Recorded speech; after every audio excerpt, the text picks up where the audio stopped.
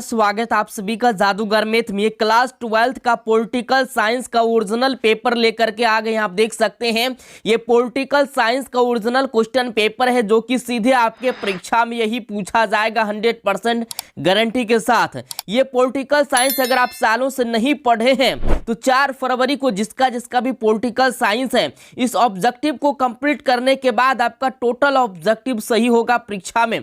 अगर आप चाहते हैं मेरा पॉलिटिकल साइंस 50 में 50 सही जाए, इस ऑब्जेक्टिव को आप कंप्लीट कर लीजिए गारंटी के साथ, आपको एक भी ऑब्जेक्टिव नहीं छूटेगा। 100% ये ओरिजिनल ऑब्जेक्टिव मेरे डियर साथियों आप देख सकते हैं ये 100% आपको पूछा जाएगा। और यहाँ पे देख सकते हैं प्रश्न पुस्तिका सेट कोड एच वाला क्वेश्चन पेपर आप लोगों का है, जल्दी से कंप्लीट कर लीजिए क्योंकि 100% यही ऑब्जेक्टिव आपको लड़ेगा। टोटल प्रश्न 138 प्रश्न रहेगा, देख सकते हैं समय 3 घंटा रहेगा मेरे डियर साथियों। ये 100% यही ऑब्जेक्टिव रहेगा 4 फरवरी को जिसका भी पॉलिटिकल साइंस है जल्दी से कंप्लीट कर लीजिए क्योंकि मेरे डियर साथियों छूट जाएंगे तो फिर ये मौका जो है नहीं मिलेगा। प्रश्न संख्या 1 से लेकर 100 तक आपको जो प्रत्येक प्रश्न के लिए 4 विकल्प दिए गए हैं जिनमें कि एक विकल्प को चुनना है। आपको 100 ऑब्जेक्टिव रहेगा, 50 ऑब्जेक्टिव आपको रंगना है।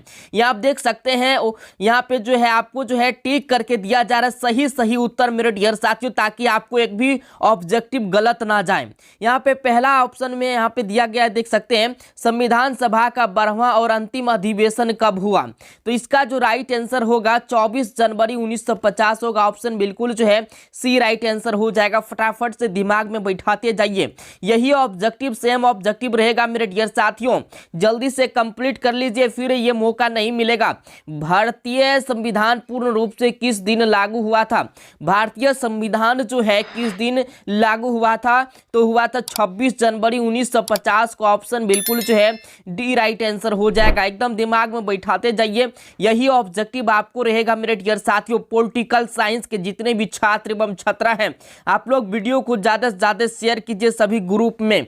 यहाँ पे देख सकते हैं तीसरा क्वेश्चन में संविधान के किस भाग को आयरलैंड के संविधान से लिया गया है। तो मेरे डियर साथियों इसका राइट जो आंसर होगा राज्य के नीति निदेशक तत्व। ऑप्शन बिल्कुल जो है सी राइट आंसर हो जाएगा। ये 100% यही ऑब्जेक्टिव आप लोगों को रहेगा। क्वेश्चन नंबर 4 में दिया गया है संपत्ति का अधिकार भारत में निम्न में से किस वर्ग में आता है। तो विधिक ये आता है मेरे डियर साथियों विधिक अधिकार में आता है। क्या चीज में? विधिक अधिकार में। ऑप्शन बिल्कुल ये राइट आंसर हो जाएगा। यहाँ पे आप लोगों को सही उत्तर दिया जा रहा है, टिक करके चलिए। क्वेश्चन नंबर 5 में संविधान के किस भाग में राज्य के नीति निदेशक तत्वों का उल्लेख किया गया है। तो तृतीय भाग में नीति निदेशक तत्वों का उल्लेख किया गया है। जल्दी से फटाफट से मेरे डियर साथियों वीडियो को शेयर कर दीजिए अपने फ्रेंड सर्किल में। इसके बाद यहाँ पे क्वेश्चन नंबर 6 में 1946 में बनी हमारी संविधान सभा में देशी रियासतों को कुल कितने सीट दिए गए थे। तो 93 सीट दिए गए थे। ये मेरे डियर साथियों 100% आपको यही ऑब्जेक्टिव रहेगा। पॉलिटिकल साइंस वाले सब ध्यान से सुन लीजिए आप लोग, 4 फरवरी को ये रामबाण साबित होगा और 100% यही ऑब्जेक्टिव रहेगा। संविधान सभा के अध्यक्ष कौन थे। संविधान सभा के अध्यक्ष डॉक्टर राजेंद्र प्रसाद। ऑप्शन बिल्कुल जो है ए राइट ऑप्शन हो जाएगा। इसके बाद यहाँ पे नेक्स्ट क्वेश्चन यहाँ पे 8 नंबर में डॉक्टर भीमराव अंबेडकर संविधान सभा के किस समिति के अध्यक्ष थे। वो प्रारूप समिति के अध्यक्ष थे, याद रखिएगा। ऑप्शन बिल्कुल जो है ए राइट आंसर हो जाएगा। यहाँ पे आपको सही उत्तर दिया जा रहा है, इसलिए आप लोग जो है पूरा कंप्लीट कर लीजिए। क्वेश्चन नंबर 9 में किस योजना की सिफारिश पर भारतीय संविधान सभा का गठन किया गया। तो कैबिनेट मिशन योजना 1946 के तहत। ऑप्शन बिल्कुल जो है सी राइट आंसर हो जाएगा। आप लोग जल्दी से इस वीडियो को शेयर कर दीजिए अपने दोस्तों में जल्दी से। चलिए 10 नंबर में दिया गया है किस दल ने संविधान सभा की बैठकों का बहिष्कार किया। तो ये किया था भारतीय राष्ट्रीय कांग्रेस। ऑप्शन बिल्कुल जो है बी राइट आंसर हो जाएगा। अगला प्रश्न देखेंगे यहाँ पे संविधान सभा में मनोनीत सदस्यों की संख्या कितनी थी। तो 93 थी। कितनी थी? 93 याद रखना। चलिए अगला प्रश्न देखते हैं यहाँ पे 12 नंबर में। 12 नंबर में कह रहा संविधान ने किस भाषा को राजभाषा का दर्जा दिया। तो हिंदी भाषा। ऑप्शन बिल्कुल जो है बी राइट आंसर हो जाएगा। इसके बाद यहाँ पे प्रतिनिधि 13 में कह रहा है प्रतिनिधि सरकार की प्रमुख विशेषता है। तो संसदीय सरकार। ऑप्शन बिल्कुल जो है सी राइट आंसर हो जाएगा। ये टोटल ऑब्जेक्टिव मेरे डियर साथियों आपके हुबहू एग्जाम में रहेगा। 14 नंबर में दिया गया चुनाव आयोग और मुख्य चुनाव आयुक्त से संबंधित व्यवस्था संविधान के किस अनुच्छेद में की गई? तो अनुच्छेद 324 में की गई है। ऑप्शन सी राइट आंसर हो जाएगा। इसके बाद क्वेश्चन नंबर 15 में है मुख्य चुनाव आयुक्त तथा अन्य चुनाव आयुक्तों की नियुक्ति किसके द्वारा की जाती है? तो राष्ट्रपति। ऑप्शन बिल्कुल जो है ये राइट आंसर हो जाएगा। अगला प्रश्न देखेंगे यहाँ पे 16 नंबर में मुख्य चुनाव आयुक्त का कार्यकाल कितने वर्षों का है? तो इसका कार्यकाल 6 वर्ष से या 65 वर्ष की आयु तक जो भी पहले हो मेरे डियर साथी। ऑप्शन बिल्कुल बी राइट आंसर हो जाएगा। इसके बाद 17 नंबर प्रश्न में यहाँ पे दिया गया है करा संविधान के किस अनुच्छेद के अंतर्गत मंत्री परिषद सामूहिक रूप से लोकसभा के प्रति उत्तरदायी है? तो अनुच्छेद 75। ऑप्शन बिल्कुल जो है बी राइट आंसर हो जाएगा। अगला प्रश्न देखेंगे यहाँ पे 18 नंबर में भारतीय उपराष्ट्रपति का निर्वाचन किया जाता है तो उस निर्वाचक मंडल द्वारा जो राष्ट्रपति को चुनता है, किसको? जो राष्ट्रपति को चुनता है, याद रखना। ऑप्शन बिल्कुल बी राइट आंसर हो जाएगा। अगला प्रश्न देखेंगे राज्य की कार्यपालिका शक्ति निहित है तो राष्ट्रपति में। कहां पे? राष्ट्रपति में। जब भी पूछे राज्य की कार्यपालिका शक्ति निहित है तो राष्ट्रपति में निहित है। चलिए अगला प्रश्न देखेंगे। ये टोटल ऑब्जेक्टिव सीधे आपके परीक्षा में रहेगा मेरे डियर साथियों। आप लोग को बार बार हम कह रहे हैं जल्दी से कंप्लीट कर लीजिए। दोनों सदनों की संयुक्त बैठक की अध्यक्षता कौन करेगा? लोकसभा का अध्यक्ष करेगा। कौन करेगा? लोकसभा का अध्यक्ष। इसके बाद यहाँ पे 21 नंबर में दिया गया है संसद की प्रकलन समिति के सदस्य कौन होते हैं? तो लोकसभा के सदस्यों में से चुने जाते हैं। ऑप्शन बिल्कुल बी राइट आंसर हो जाएगा। प्राक्कलन, जब भी संसद की प्राक्कलन समिति के सदस्य होंगे तो वो जो है लोकसभा के सदस्यों में से चुने जाते हैं, याद रखना। इसके बाद अगला प्रश्न देखेंगे यहाँ पे कह रहा राज्यसभा में कोरम के लिए निर्धारित सदस्य संख्या 75 सदस्य है। चलिए अगला प्रश्न देखते हैं। यहाँ पे 23 में विधान परिषद के सदस्यों का कार्यकाल होता है तो 6 वर्ष का होता है, याद रखना। चलिए अगला प्रश्न देखेंगे। यहाँ पे सर्वोच्च न्यायालय के न्यायाधीशों की नियुक्ति कौन करता है? तो कौन करता है? राष्ट्रपति करता है। 24 का ए राइट आंसर हो जाएगा। अगला प्रश्न देखेंगे संघवाद का पुरातन कालस्थिकी दृष्टिकोण क्या है? केंद्र की शक्तियों की वृद्धि की प्रवृत्ति। ऑप्शन बिल्कुल जो है बी राइट आंसर हो जाएगा। ये टोटल ऑब्जेक्टिव आपको जो है सीधे परीक्षा में रहेगा मेरे डियर साथियों। भारतीय संविधान के अंतर्गत संघ और राज्यों के बीच शक्तियों का विभाजन किसकी प्रेरणा पर आधारित है? तो अमेरिकी प्रेरणा पर आधारित। 26 का ए राइट आंसर हो जाएगा। इसके बाद 27 नंबर में यहाँ पे दिया गया है निम्न में से कौन राज्य सूची का विषय है? तो कानून व्यवस्था राज्य सूची का विषय है, याद रखिएगा। इसके बाद अगला प्रश्न देखेंगे। 28 नंबर में कह रहा है 42वें संविधान संशोधन द्वारा किस विषय को समवर्ती सूची में जोड़ा गया? तो ये जोड़ा गया है सार्वजनिक स्वास्थ्य में जोड़ा गया है। ऑप्शन बी राइट आंसर हो जाएगा। अगला प्रश्न देखेंगे 29 में कह रहा भारतीय संघ में एकात्मक का कौन लक्षण है? तो इकहरी नागरिकता का लक्षण। ऑप्शन बिल्कुल ये राइट आंसर हो जाएगा। ये टोटल ऑब्जेक्टिव यही रहेगा मेरे डियर साथियों। जिसका भी पॉलिटिकल साइंस है, अगर आप चाहते हैं 50 का 50 ऑब्जेक्टिव सही हो मेरा, तो इस ऑब्जेक्टिव को रट के जाना। 73वें संविधान संशोधन के तहत पंचायती राज संस्थाओं का कार्यकाल कितने वर्ष का है? तो ये जो है 5 वर्ष का है। सभी को, मूर्ख को भी पता है।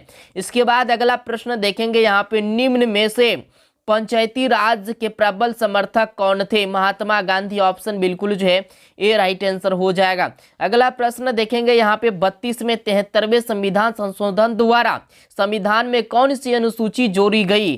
11वीं अनुसूची जोड़ी गई थी, याद रखिएगा। 73वें जैसे पूछेगा संविधान संशोधन द्वारा संविधान में कौन सी अनुसूची जोड़ी गई, तो फटाक से बता देना आपको 11वीं अनुसूची जोड़ी गई। अगला प्रश्न देखेंगे। यहाँ पे भारत के संविधान में 42वां संविधान संशोधन किस वर्ष किया गया? तो 1976 में। ऑप्शन बिल्कुल जो है डी राइट आंसर हो जाएगा। अगला प्रश्न देखेंगे 34 नंबर में। यहाँ पे निम्नलिखित में से किस दल ने हिंदी विरोधी आंदोलन का संचालन किया था? डीएमके। ऑप्शन बिल्कुल जो है डी राइट आंसर हो जाएगा, डीएमके। अगला प्रश्न देखेंगे। यहाँ पे बाबरी मस्जिद का विध्वंस किस वर्ष हुआ था? बाबरी मस्जिद का विध्वंस किस वर्ष हुआ था? 1992 में हुआ था, याद रखिएगा।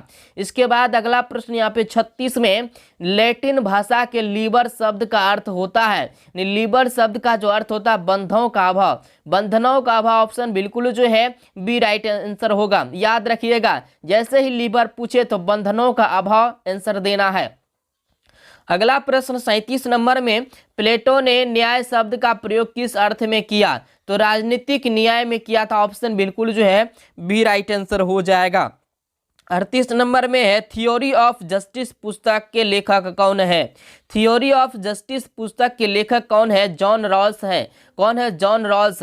इसके बाद 39 में, भारतीय संविधान के किस अनुच्छेद में नागरिकता संबंधी व्यवस्था की गई है, तो अनुच्छेद 5 से लेके 11 में किया गया। ऑप्शन बिल्कुल जो है ए राइट ऑप्शन हो जाएगा। अगला प्रश्न देखेंगे यहाँ पे 40 नंबर में, 1967 के विधानसभा चुनाव में निम्नलिखित में से किस राज्य में कांग्रेस के पूर्ण बहुमत प्राप्त हुआ था, कांग्रेस को पूर्ण बहुमत प्राप्त हुआ था, उत्तर प्रदेश। ऑप्शन बिल्कुल जो है सी राइट आंसर हो जाएगा 1967 में। चलिए याद रखिएगा। 41 नंबर में है, किस वर्ष को गोवा भारत संघ का पूर्ण राज्य बना, किस वर्ष गोवा भारत संघ का पूर्ण राज्य बना, तो ये बना था 1997। ऑप्शन बिल्कुल जो है ए राइट ऑप्शन हो जाएगा। अगला प्रश्न देखेंगे 42 में, कांग्रेस का विभाजन किस वर्ष में हुआ था, कांग्रेस का विभाजन 1969 में हुआ था। याद रखिएगा, ये टोटल प्रश्न आपको यही रहेगा मेरे डियर साथियों। किस देश ने भारत पर आक्रमण कर पंचशील का उल्लंघन किया, किस देश ने भारत पर आक्रमण कर पंचशील का उल्लंघन किया, चीन ने किया था। याद रखिएगा।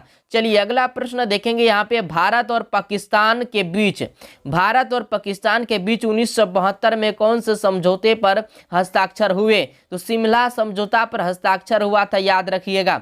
इसके बाद 45 नंबर में कह रहा है, किसने कहा कि दोष होते हुए भी नौकरशाही एक अपरिहार्य आवश्यकता है, तो मैक्स वेबर ने कहा था। ऑप्शन बिल्कुल जो है बी राइट आंसर हो जाएगा।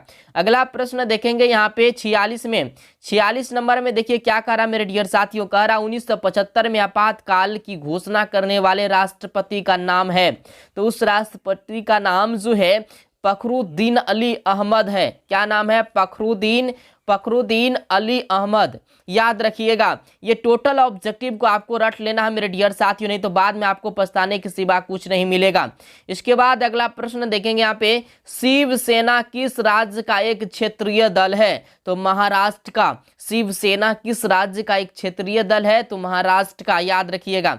अगला प्रश्न देखेंगे यहाँ पे मेरे डियर साथियों, मेधा पाटकर नाम किस आंदोलन से जुड़ा है, मेधा पाटकर नाम किस आंदोलन से जुड़ा है, तो नर्मदा बचाओ आंदोलन के नाम से जुड़ा है। आपको बता देना चाहते हैं, ये पहला पार्ट का वीडियो था, ये पहला पार्ट का वीडियो था मेरे डियर साथियों, 48 क्वेश्चन, और दूसरा पार्ट का जो वीडियो आएगा वो भी आपको कंप्लीट कर लेना है। 2 पार्ट में वीडियो आपको दे रहे हैं, यानी 2 पार्ट को आपको जो है यहाँ पे कंप्लीट कर लेना है। एक पार्ट आज हो गया है, अब जो है मेरे डियर साथियों एग्जाम से 3-4 घंटा पहले जो ऑब्जेक्टिव दिया जाएगा वो भी आपको जो है कंप्लीट कर लेना है। और अभी सिलेबस के लिए आप जो है चैनल को सब्सक्राइब कर लीजिए, क्योंकि यहाँ पे मेरे डियर साथियों जो भी ऑब्जेक्टिव आपको दिया जा रहा है सीधे आपके परीक्षा में ही रहेगा।